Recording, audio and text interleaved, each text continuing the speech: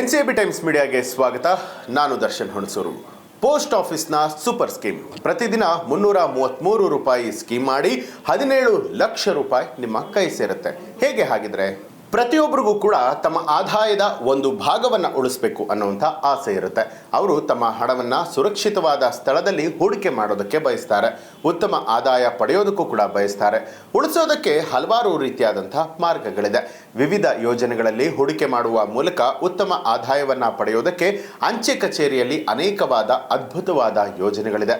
ಇದರಲ್ಲಿ ನೀವು ಪ್ರತಿದಿನ 333 ರೂಪಾಯಿಗಳನ್ನು ಠೇವಣಿ ಮಾಡುವ ಮೂಲಕ 16 ಲಕ್ಷ ರೂಪಾಯಿ ಠೇವಣಿಯನ್ನು ಮಾಡಬೇಕಾಗುತ್ತೆ. ಈ ಯೋಜನೆಯ ಹೆಸರು ಪೋಸ್ಟ್ ಆಫೀಸ್ ರಿಕವರಿ ಡಿಪಾಸಿಟ್.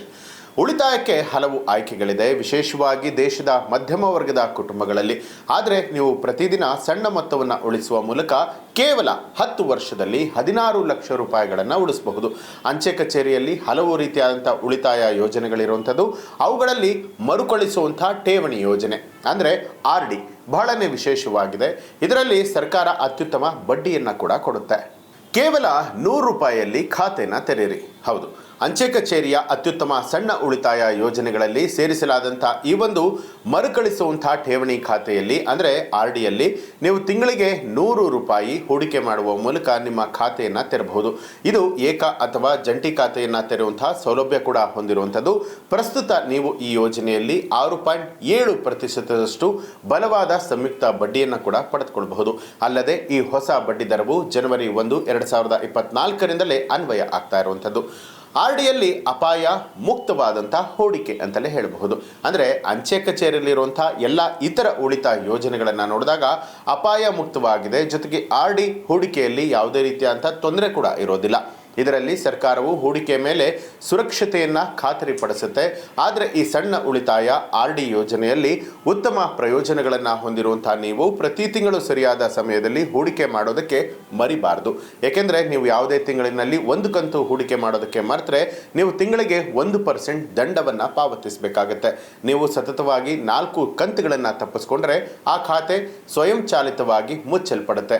ಯೋಜನೆಯ ಮುಕ್ತಾಯ ಅವಧಿ 5 ವರ್ಷಗಳು. 17 ಲಕ್ಷಗಳನ್ನು ಸಂಗ್ರಹಿಸುವಂಥ ಲೆಕ್ಕಾಚಾರ ಇದು. ಈಗ ಅಂಚೆ ಕಚೇರಿಯಲ್ಲಿ ಹೂಡಿಕೆಯನ್ನು ಮಾಡುವ ಮೂಲಕ ನೀವು 17 ಲಕ್ಷ ರೂಪಾಯಿಯನ್ನು ಹೇಗೆ ಗಳಿಸಬಹುದು ಅಂತ ನೋಡೋಣ. ನೀವು ಈ ಒಂದು ಯೋಜನೆಯಲ್ಲಿ ಪ್ರತಿದಿನ 333 ರೂಪಾಯಿಗಳನ್ನು ಹಾಕಿದ್ರೆ ಈ ಮೊತ್ತ ಪ್ರತಿ ತಿಂಗಳು ಸುಮಾರು 10,000 ರೂಪಾಯಿಗಳಷ್ಟಾಗುತ್ತೆ.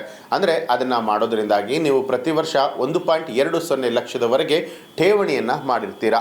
5 ವರ್ಷಗಳ ಮುಕ್ತಾಯ ಅವಧಿಯಲ್ಲಿ ನೀವು 6 ಲಕ್ಷ ರೂಪಾಯಿಗಳನ್ನು ಠೇವಣಿ ಮಾಡಿರ್ತೀರಾ.